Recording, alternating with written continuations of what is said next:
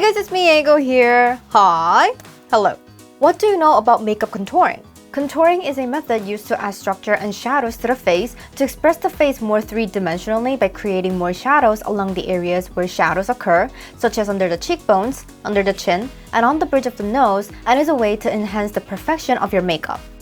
As I just mentioned, contouring is a method of changing the contour of the face by making the shadows of the face more prominent or artificially creating shadows, so it'd be a good idea to use products with colors similar to shadows.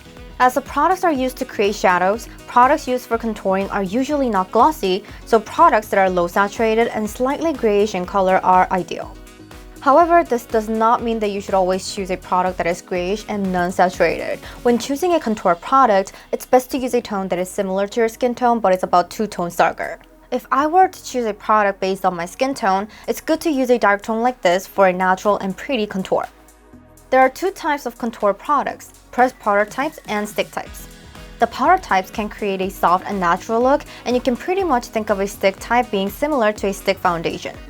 You can choose and use the type of product you want according to how you want your skin to look.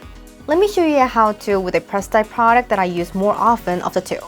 When using a powder type product, an angled brush like this can create an unnatural look since it can create a border around the contoured area. So if you're new to contouring, it'll be easier to use a soft and round brush as it'll allow you to create a more natural look. The method of contouring can vary a lot from person to person. First, you gotta check the parts of your face where you want to emphasize and the parts you don't want to emphasize, and then contour as you like.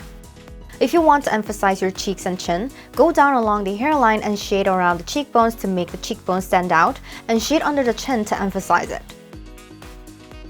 Conversely, if you want to create a slimmer chin with small cheekbones, touch it as if covering the entire cheekbones and naturally follow from the cheek to the chin, and shade from the lower part of the ear to the lower part of the chin.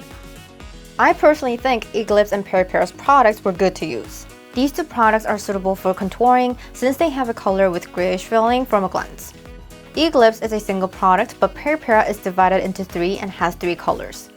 When rubbing it with my finger, the 2 products seem to have a similar very soft and smooth feeling, but personally I think Eclipse is a bit softer and moister.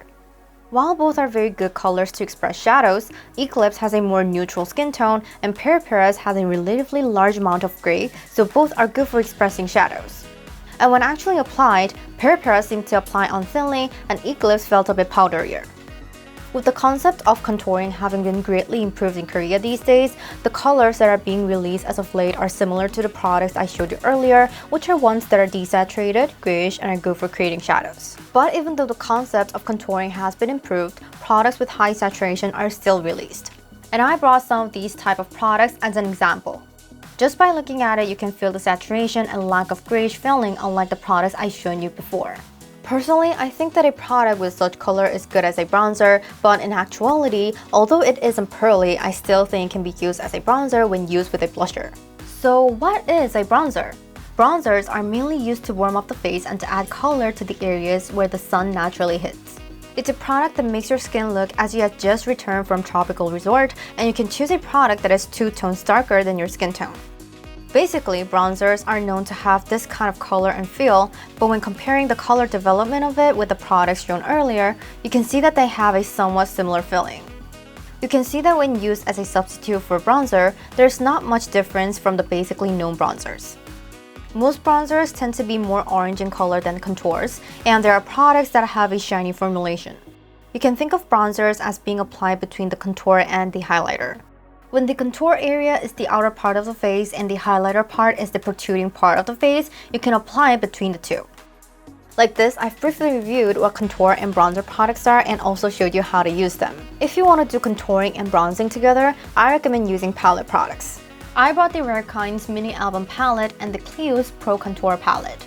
Since these products have a variety of colors from light to dark in one palette, when using them as a bronzer, you can use the saturated colors, and when using them as a contour, you can use the relatively less saturated colors.